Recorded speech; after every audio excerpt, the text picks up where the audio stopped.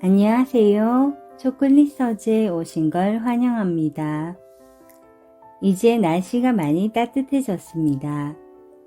봄, 여름이 되면 꽃과 나무와 곤충들의 세계가 펼쳐집니다. 그래서 이번에 추천드릴 책은 파브르 곤충기입니다. 원작 장앙리 파브르, 출판사 중앙출판사. 곤충학자이자 박물학자인 앙리 파브르는 1823년 남프랑스 레옹에서 가난한 농부의 아들로 태어났으며 집안이 매우 어려워 4살부터 할아버지 집에서 자랐습니다. 할아버지는 많은 동물을 길렀는데 동물들은 어린 파브르의 훌륭한 친구가 되었습니다. 동물과 곤충에 관한 풍부한 관찰력은 이런 환경 속에서 자연스럽게 길러졌습니다. 7살 때 학교에 들어가기 위해 다시 레옹으로 돌아온 파브르는 1839년 아비뇽 사범학교에 입학 졸업 후에 초등학교 교사가 되었습니다. 그 뒤에도 공부를 계속해 중학교 물리교사로 근무하던 파브르는 1854년 곤충학자 레옹 디플의 논문을 읽고 감명을 받아 곤충 연구에 일생을 바칠 것을 결심했습니다.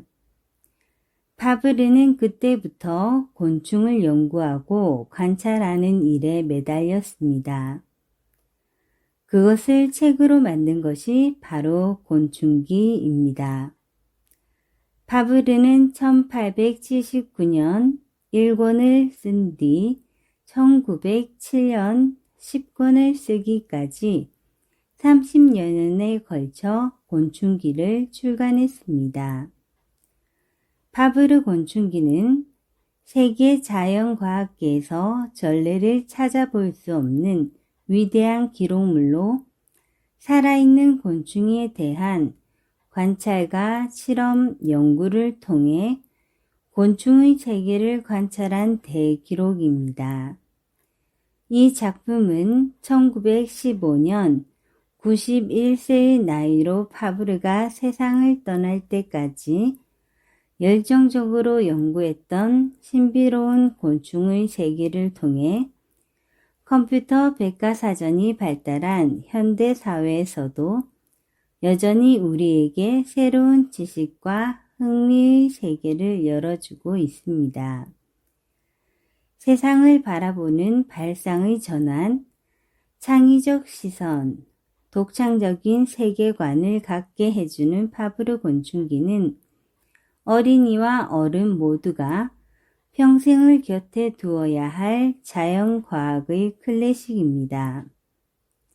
파브르 곤충기에는 수많은 곤충들의 이야기가 있지만 제가 3번에 걸쳐 소개드릴 곤충은 홍노래기벌, 매미, 사마귀, 파리애벌레 구더기, 송장벌레입니다. 먼저 5월에 소개드릴 곤충은 홍노래기벌입니다. 마치총의 명수 홍노래기벌. 내 삶을 바꿔놓은 디플의 논문. 1854년 겨울 어느 추운 밤이었습니다. 나는 난로 옆에 혼자 앉아 책을 읽고 있었습니다. 곤충학 잡지였는데 거기에 실린 레옹 디플의 벌에 관한 논문에 푹 빠져 있었습니다. 그때 나는 아비뇽의 중학교에서 자연과학을 가르치고 있었습니다.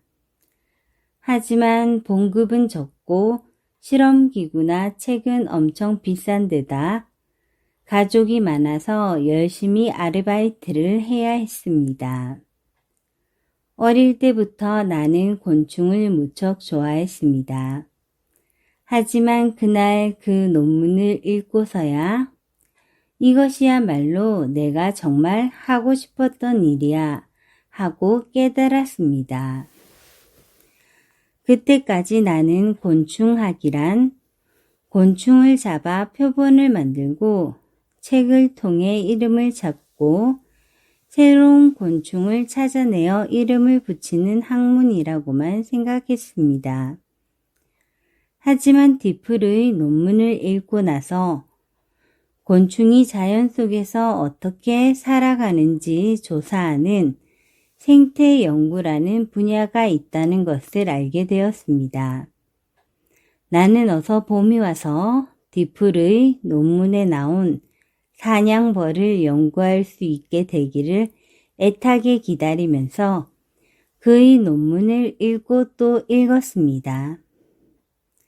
나는 본격적으로 사냥벌을 연구하면서 디플의 생각에 틀린 점이 있다는 것을 알아냈고 이때 쓴 논문으로 프랑스 학사원의 실험 생리학상을 받았습니다.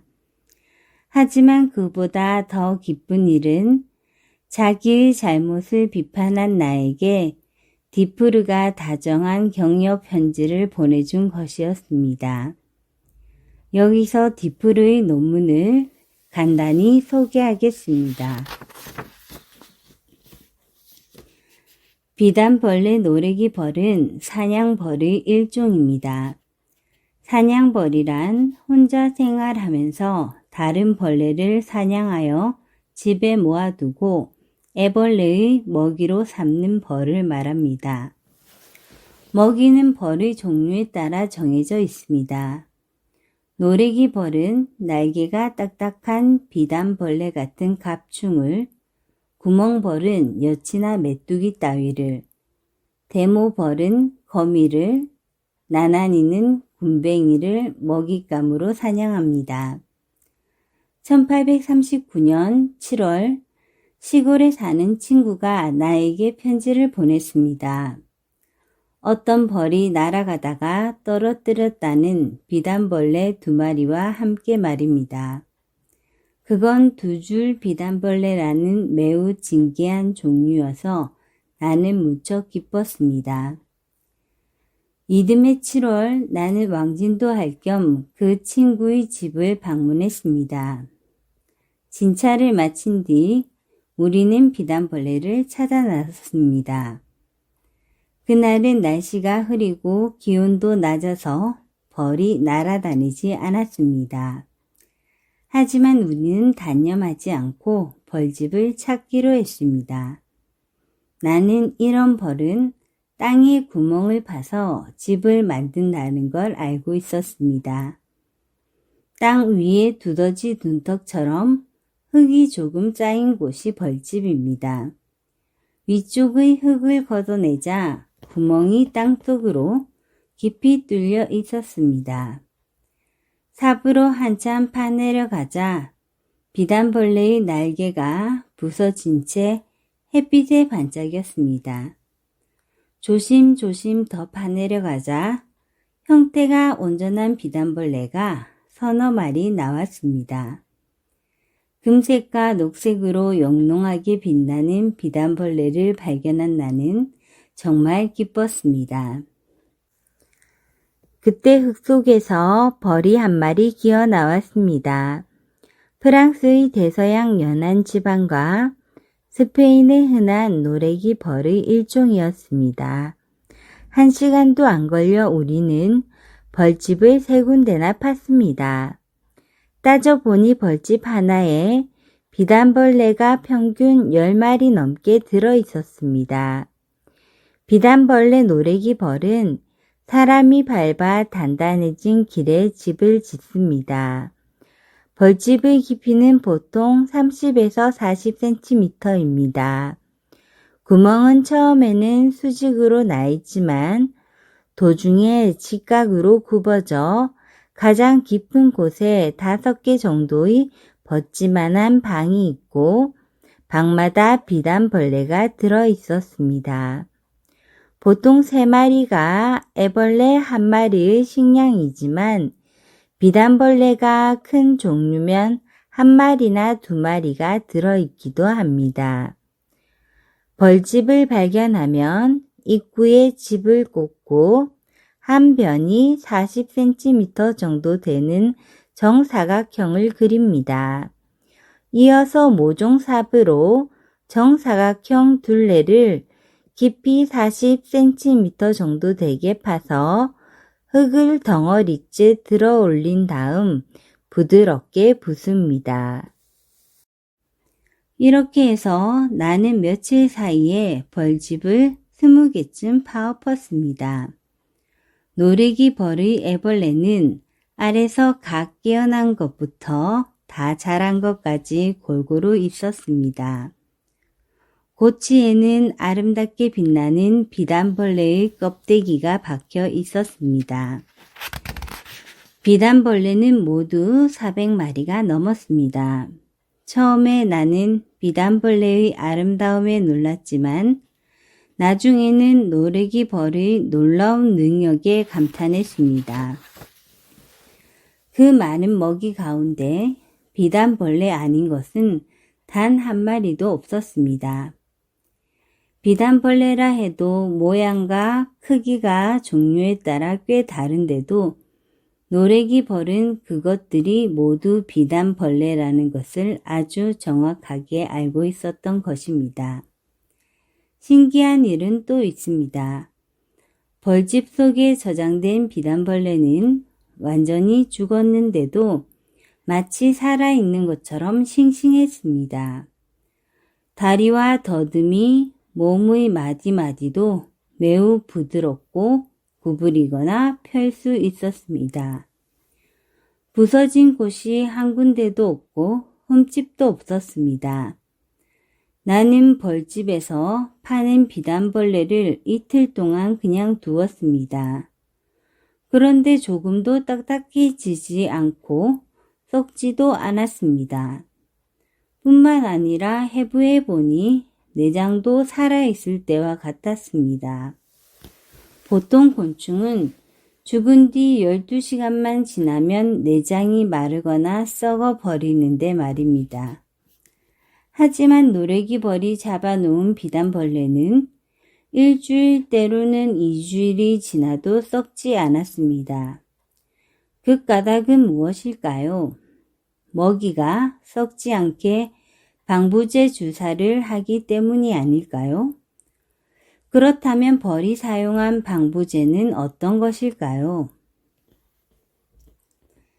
디플의 논문을 읽고 나는 노래기 벌을 연구하고 싶었습니다. 그리고 오래지 않아 홍노래기 벌을 통해서 그 궁금증을 풀 수 있었습니다. 썩지 않는 먹이. 따뜻한 휴일마다 벌을 찾던 나는 드디어 바구미를 사냥하는 홍노래기 벌을 발견했습니다. 홍노래기 벌은 햇볕이 잘 드는 건조한 벼랑에 집을 짓는데 꿀벌처럼 무리지어 살지는 않지만 벌집은 10개 정도씩 모여 있었습니다. 홍노래기 벌은 9월 하순경에 집을 짓는데 암컷만 일을 합니다. 다른 노래기 벌은 해마다 새로 집을 짓지만 홍노래기 벌은 조상에게 물려받은 벌집을 조금씩 수리하여 사용하기 때문에 2, 3일이면 집이 완성됩니다. 벌집의 지름은 엄지손가락이 들어갈 정도고 1에서 20cm 정도 들어가 굽어집니다. 큰 벌집은 길이가 50cm나 되는 것도 있습니다. 구멍의 끝에는 작은 방이 몇 개 있고 방마다 먹이인 바구미가 5에서 6마리씩 저장되어 있습니다. 나는 벌에게 직접 빼앗거나 집에 저장된 것을 파내어 100마리 정도의 바구미를 얻었습니다. 그런데 놀랍게도 모두 내전박이 바구미 뿐이었습니다. 도대체 왜 내전박이 바구미만 잡았을까요? 특별히 맛있거나 영양가가 있는 걸까요? 나는 내전박이 바구미가 이 근처에 있는 바구미 가운데 가장 크고 수도 많아서일 거라고 생각했습니다. 노래기 벌은 다른 벌을 애벌레의 먹이로 하는 것과 갑충을 먹이로 하는 것이 있습니다. 갑충을 잡는 노래기 벌의 모두 8종류인데 하나는 비단벌레를 사냥하고 나머지는 한두 종류의 바구미를 사냥합니다. 이들은 모두 자기의 몸 크기에 알맞게 잡기 쉬운 먹이를 고릅니다. 뒷부르처럼 나도 바구미를 자세히 조사해 보았습니다. 바구미는 모두 싱싱하고 관절도 부드럽게 잘 움직였습니다. 해부해 보니까 내장의 상태도 살아있을 때와 똑같았습니다. 뿐만 아니라 한 달 이상 두어도 전혀 변하지 않았습니다. 나는 바구미가 살아있을지도 모른다는 생각이 들었습니다. 벌에게 잡힌 바구미는 처음 일주일 동안은 똥을 넣습니다. 또 벤젠과 전류로 실험을 해보니까 잡힌 지 오래된 것일수록 반응이 약하긴 하지만 움직임이 있었습니다.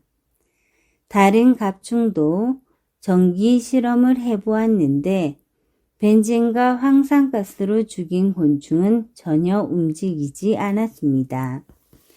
나는 바구미의 신경이 마비된 것이라는 결론을 내렸습니다. 홍노래기 벌의 먹이가 된 바구미는 죽지도 않았고 방부제로 처리된 것도 아니었습니다. 이 곤충은 몸을 움직이는 데 필요한 신경만 마비되고 여전히 호흡을 하고 소화를 시켰습니다. 이 기능도 천천히 없어지긴 하지만 홍노래기벌 애벌레가 다 자랄 때까지는 살아서 신선한 상태를 유지했습니다. 나는 홍노래기벌이 바구미를 잡는 장면을 보고 싶어 반나절쯤 따라다녀 보았지만 벌이 눈 깜짝할 사이에 사라져 버려 실패했습니다. 그래서 궁리 끝에 살아있는 바구미를 벌집 근처에 두어 보기로 했습니다. 나는 이틀 동안 내전박이 바구미를 찾아 헤맨 끝에 겨우 3마리, 그것도 더듬이가 부러졌거나 다리 끝이 떨어져 나간 것을 잡았습니다. 나는 다시 한번 벌의 대단함을 알았습니다. 벌은 순식간에 얼마든지 그것도 번데기에서 갓 나온 것처럼 반짝이는 아름다운 놈만을 잡아오니 말입니다. 나는 바구미 1마리를 벌집 구멍 가까이에 두었습니다. 이윽고 노래기 벌이 벌집에서 나왔습니다. 그런데 바구미는 거들떠 보지도 않고 날아가 버렸습니다. 까다로운 사냥벌은 싱싱하지 않은 먹이에는 성이 차지 않는 모양이었습니다. 나는 방법을 바꿔 보기로 했습니다. 홍노래기 벌이 먹이를 잡아 벌집에 넣으려고 애쓸 때 핀셋으로 슬쩍 먹이를 빼앗고 대신 내가 잡은 바구미를 준 것입니다. 끌고 가던 먹이가 갑자기 없어지자 홍노래기 벌은 깜짝 놀라 두리번거렸습니다. 그때 재빨리 미리 준비한 바구미를 주자 벌은 휙 달려들어 옮기려고 했습니다. 그러다가 바구미가 살아있는 것을 보고 큰 턱으로 바구미의 긴 주둥이를 꽉 물어 움직이지 못하게 했습니다. 그리고 버둥거리는 바구미의 등을 꽉 눌러 가슴의 관절이 열리자 옥무늬를 바구미의 몸 아래로 집어넣더니 재빨리 독침을 2-3번 쏘았습니다. 순간 바구미는 벼락이라도 맞은 것처럼 꼼짝 못했습니다. 벌은 바구미를 뒤집어 안고 날아갔습니다. 나는 3마리를 다 실험해 보았는데 결과는 모두 같았습니다. 나는 그 다음부터 이런 방법으로 홍노래기 벌이 가져온 먹이를 빼앗아 연구에 사용했습니다. 노래기 벌의 먹이는 왜 정해져 있을까? 비단벌레와 바구미는 모양도 색깔도 전혀 닮지 않았는데 어떻게 둘 다 노래기 벌의 표적이 되는 것일까? 먹이를 고르는 본능. 벌에 쏘인 바구미의 몸을 아무리 조사해 보아도 침자국이나 핏자국은 없었습니다. 그런데 바구미의 운동 능력은 완전히 없어졌습니다. 살아있어도 전혀 움직이지 못하는 것은 마취되었기 때문이라고 생각했습니다.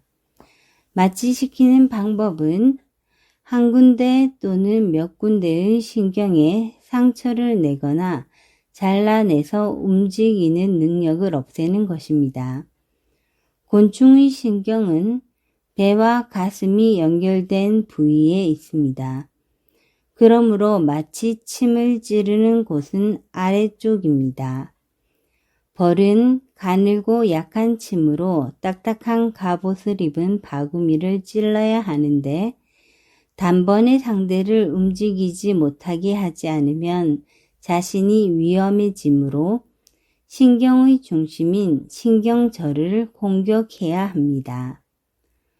성충으로 자란 벌레에는 반드시 3개의 가슴 신경절이 있습니다. 여기에서 2쌍의 날개와 3쌍의 다리로 가는 신경이 나옵니다. 이곳을 독침으로 찔러서 신경을 마비시키면 곤충의 운동 능력이 없어지게 됩니다. 벌이 침으로 바구미를 쏠 때는 갑옷의 틈을 노려야 합니다. 틈은 2군데인데 하나는 목과 가슴의 연결 부위이고 다른 하나는 앞다리와 가운데 다리 사이입니다. 이곳에 침을 찌르면 운동신경의 중심부까지 다다릅니다. 곤충의 운동기관을 움직이는 가슴 신경절은 3개인데 각각의 신경절은 어느 정도 독립적으로 움직이므로 그중 하나에 이상이 생겨도 다른 신경절에 의해 움직이는 다리는 영향을 받지 않습니다. 그러면 홍노래기 벌은 3개의 신경절을 다 쏘았을까요? 그것은 거의 불가능합니다. 에밀 블랑샤르의 연구 기록을 보면 각중의 신경절은 3개가 각각 독립되어 있는 것도 있고 거의 맞붙어 있는 것도 있다고 합니다. 그러니까 노래기 벌의 먹이로 좋은 것은 3개의 신경절이 맞붙어 있어서 하나에만 독이 퍼지면 전부 못쓰게 되는 갑충입니다. 새똥구리, 풍뎅이 부치, 통나무종, 비단벌레, 바구미가 여기에 속합니다. 하지만 새똥구리는 노래기 벌이 잡기에 너무 크고 통나무좀은 너무 작습니다. 풍뎅이 부치는 시체를 먹는 곤충이기 때문에 깔끔한 노래기 벌이 좋아하지 않습니다. 따라서 남은 것은 비단벌레와 바구미입니다. 이 둘은 겉으로 보기에는 전혀 닮지 않았지만 신경절이 한데 뭉쳐 있다는 점에서 같습니다. 나는 홍노래기 벌에게 배운 것을 실험해 보았습니다. 펜 끝에 암모니아를 조금 묻힌 뒤 곤충의 앞 가슴 관절을 가볍게 찌르는 것입니다. 가슴의 신경절이 한 곳에 모인 곤충과 떨어져 있는 곤충은 반응이 전혀 달랐습니다. 신경이 모인 곤충은 암모니아 방울이 신경절에 닿는 순간 운동이 완전히 멎어서 한 달이 지나도 관절이 부드럽고 내장은 신선합니다. 배설도 하며 전류를 통하면 경련을 일으킵니다. 다시 말해서 노래기 벌에게 쏘인 비단벌레나 바구미는 똑같은 반응을 나타냈습니다. 한편 신경절이 떨어져 있는 딱정벌레와 먼지벌레는 경련을 일으키다가 시간이 지나면 정상으로 돌아갑니다. 먼지벌레부치와 하늘소 종류도 비슷합니다. 이런 곤충은 움직이지 못하게 하려면 암모니아의 양을 늘려야 하는데 그러면 노래기 벌이 죽고 맙니다. 이처럼 암모니아 주사는 신경절이 모여 있는 갑충에게는 효과적이지만 떨어져 있는 갑충에게는 일시적인 효과밖에 없다는 것을 알게 되었습니다. 노래기 벌이 생리학과 해부학에 정통한 사람처럼 먹이를 선택하여 사냥하는 것은 우연이라기보다는 본능일 것입니다. 준비한 홍노래기 벌의 이야기는 여기까지입니다. 다음번에 소개드릴 곤충은 매미와 사마귀입니다. 많은 관심 부탁드리고 구독, 좋아요, 댓글, 알림은 저희 채널에 큰 힘이 됩니다. 끝까지 시청해 주셔서 감사합니다.